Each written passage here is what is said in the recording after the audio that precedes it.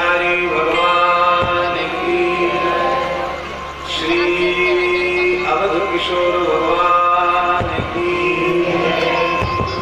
श्री मिथिला चितचोर भगवान की, श्री यमुना पुलिन बिहारी बिहारी जी महाराज की, श्री सीताराम जी महाराज की, परम पूज्य परम सिद्ध संत श्री घाट वाले बाबा जी महाराज की,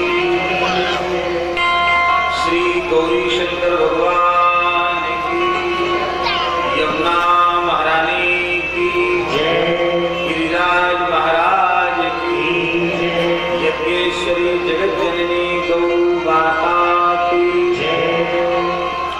परम पूज्य प्रातः स्मरणीय सद्गुरुदेव श्री स्वामी श्यामलदास जी महाराज की, उनके परम पावन श्री सीपी मिलन महामहोत्सव की,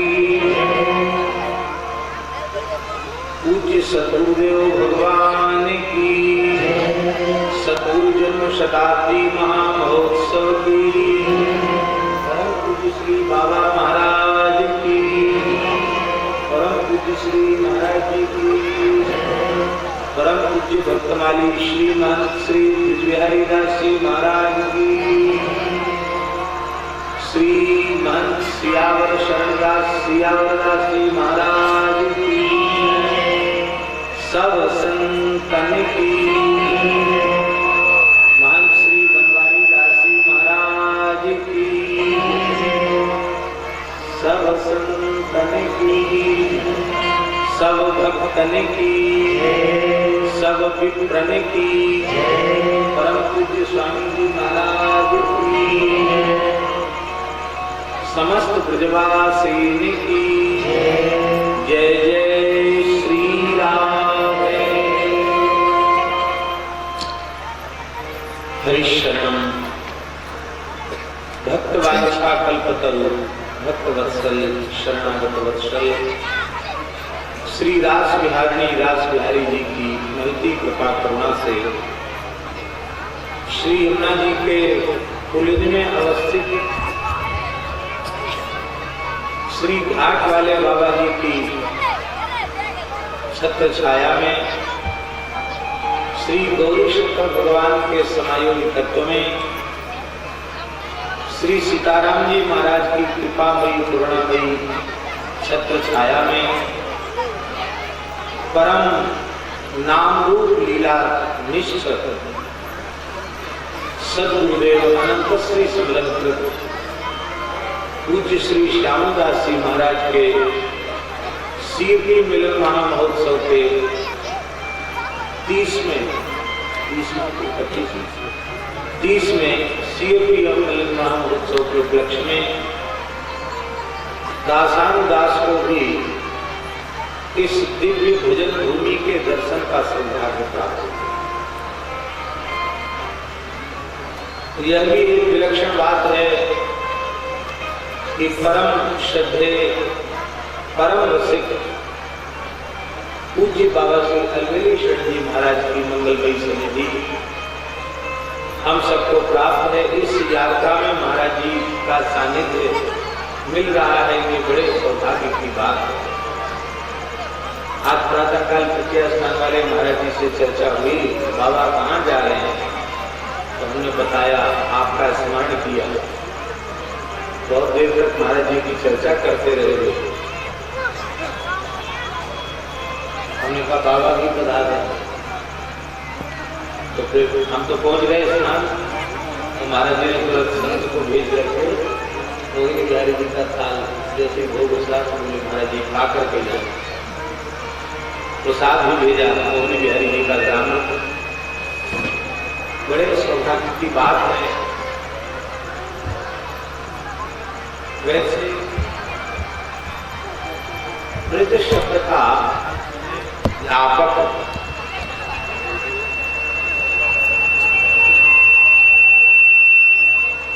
इसलिए स्कंद पुराण में लिखा है प्रजनन व्यापृदित जिह्वा व्यापनात् ब्रज उच्यते। प्रजनन एक व्याप्ति और व्यापकत्वात् प्रजा। जो व्यापक है वही ब्रज है और यह व्यापक होना परब्रह्म का साक्षात लक्षण है। ब्रह्म क्या है?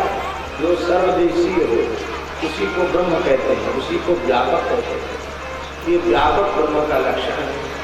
इसका तात्पर्य है कि जैसे भगवान व्यापक है ऐसे ही भगवान का धाम भी व्यापक है।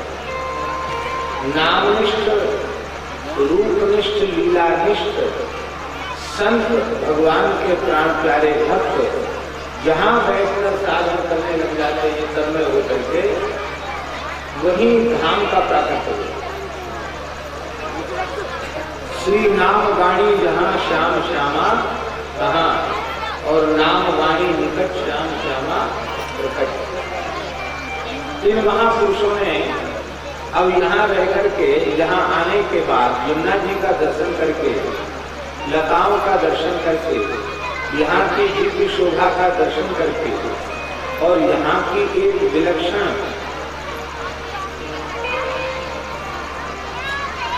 भजन युक्त यहाँ का जो एक एक कण में यहाँ भजन व्याप्त है, ऐसी दिव्यता का अनुभव करके, भाई इसको इको मत चालू करो, क्यों इनको बढ़ाओ, सामान्य रखो तो और कम करो। भजन भूमि का दर्शन करके ऐसा नहीं लगता कि हम ब्रज के बाहर आए। यमुना जी का दर्शन करके और यहाँ लग के हमको लोगों को ऐसे ही लगा कि वृंदावन से वृंदावन में नहीं, बाहर नहीं है वृंदावन। यहाँ आने पर तो ऐसा अनुभव हुआ कि यहाँ कम से कम एक रात तो निवास करना चाहिए, लेकिन इस ढंग से आए कि नित्य नियम का सामान भी लेके नहीं आए। और कल जड़पुर गौशाला जाने का लोगों को वचन दे चुके हैं, आगे भी व्यवस्था है। इस कारण से पूरी उपस्थिति तो हमारी नहीं हो पाई। फिर कभी श्री ठाकुर जी चाहेंगे, पूज्य श्री सद्गुरुदेव भगवान चाहेंगे, यमुना जी चाहेंगी तो फिर इस पावन स्थली का दर्शन करेंगे और कम से कम एक रात दो रात यहाँ निवास करेंगे। इतनी सुंदर स्थली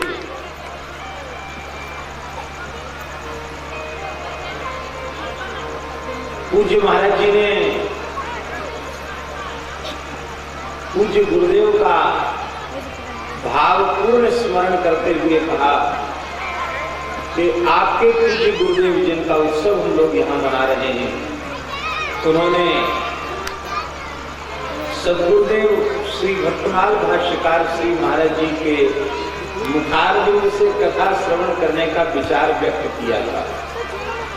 और आपने महाराज जी को निवेदन किया तो महाराज जी ने स्वीकार ही कर लिया कि हाँ हाँ चलेंगे। महाराज जी तो अति सरल थे, चाहे जहां ले जाओ महाराज जी को, लेकिन योग नहीं बन पाया, गुरुदेव ही अंतर्धान हो गए। महाराज जी का शरीर भी बहुत शिथिल हुआ, किंतु आज पूज्य सद्गुरुदेव जिनका 30वां सीएपी मिलन महोत्सव लोग मना रहे हैं, आज उनके इस महोत्सव में उपस्थित होकर हम भी अपने आप को कृतार्थ अनुभव कर रहे हैं। महाराज जी की तो चरण रज का एक कण भी हम बन सकें, ऐसा भी सौभाग्य हमारा नहीं है। उनकी छाया की छाया भी हम नहीं बन सकते। उनके प्रतिनिधि होना या उनके रूप में आकर के कुछ कहना सुनना ये तो संभव नहीं है, लेकिन आत्मा भी जायते पुत्र वेदानुशासनम, और ठीक नाद सृष्टि में शिष्य में जो कुछ है वह सद्गुरु का ही माना जाता है। इस व्याज से पूज्य सद्गुरुदेव भगवान श्री श्यामल दास जी महाराज प्रसन्न हो जाएं और इस दास के हृदय में भी संतों के चरणों के प्रति अगाध प्रेम, गौ माता के प्रति प्रेम, युगल सरकार के नामरूप लीला धाम के प्रति प्रेम प्रसन्न होकर प्रदान करें तो हमारा जीवन भी कृतार्थ हो जाएगा। धन्यवाद।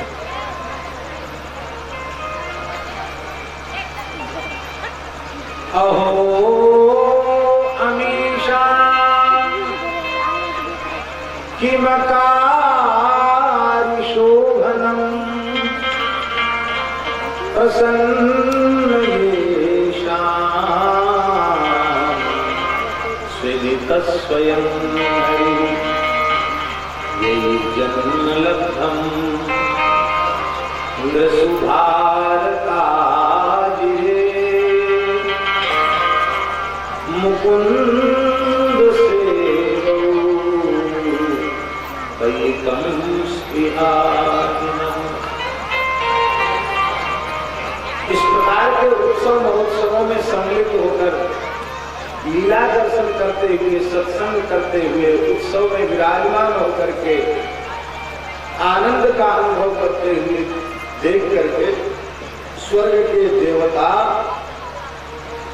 हम लोगों के सौभाग्य की सराहना करते हैं और वे परस्पर विचार करते हैं कि भारतवर्ष में मानव शरीर प्राप्त करने वालों ने, इन भाग्यशाली मनुष्यों ने ऐसा कौन सा पुण्य कर्म किया था जो धर्म प्राण भारतवर्ष की पवित्र धरा पर इन्हें मानव शरीर प्राप्त है।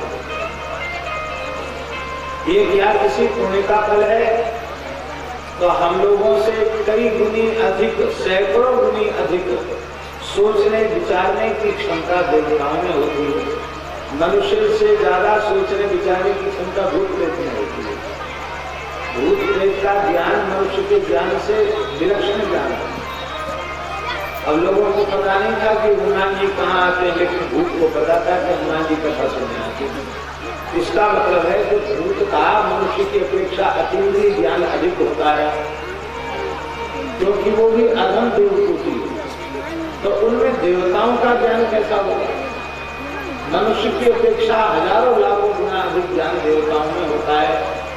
उनमें सोचने विचारने की क्षमता बहुत अधिक होती है। वे विचार करते हैं कि भारतवर्ष में मानव शरीर की प्राप्ति क्या किसी पुण्य का फल है? तो देवता इस निर्णय पर पहुंचते हैं कि भारतवर्ष में मानव शरीर की प्राप्ति किसी पुण्य का फल नहीं है। क्यों? क्योंकि पुण्य का फल तो हम देवता स्वर्ग में भोग ही रहे हैं। पुण्य का फल स्वर्ग है, पाप का फल नरक है। न तो ये स्वर्ग में है, न ये नरक में है, ये तो भारत की पवित्र धरती पर है। तब भारतवर्ष में मानव शरीर की प्राप्ति जब पुण्य का फल नहीं है तो किसका फल है? तो ये भगवान की प्रसन्नता का फल है, ये भगवान की अहेतु की कृपा का फल है, जो पवित्र भारतवर्ष में उनको जन्म मिल गया। प्रसन्न येषाम् विदितः स्वयं हरि, स्वयं प्रसन्न होकर भगवान ने नहीं अवसर दिया। अब प्रश्न उठा कि आज भी विश्व के वैचारिक पटल पर भारतवर्ष को विकसित देश का दर्जा प्राप्त नहीं है। अभी इसको बहुत पिछड़ा हुआ माना जाता है। तो कहना चाहिए था कि अमेरिका में जन्म हो, लंदन में जन्म, जापान में जन्म हो, रूस में जन्म हो, वो बड़ा भाग्यशाली। भारत की बात क्यों कही गई? बोले भाई और देशों में भोग सामग्री भले ही प्रचुर मात्रा में उपलब्ध हो, पर एक वस्तु का उन विकसित देशों में अभाव है, संत दर्शन का अभाव है।